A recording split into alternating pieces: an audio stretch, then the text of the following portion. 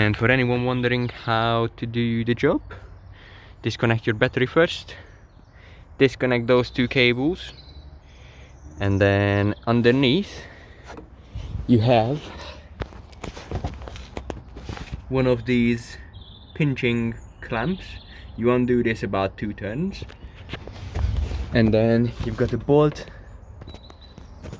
right here. You've got 2 bolts right up here, all 16mm by the way. So a 13, that's an 8mm. The hex underneath is a 6mm, and the little sliding thingy that goes in there is a hex 8. And then what you would do is you would take a 15mm spanner onto the tensioner pulley and then turn it anti-clockwise, release the belt, take 3 bolts and the clamp out, and obviously the 2 cables as well, and then take the old one out, put the new one back in. Done.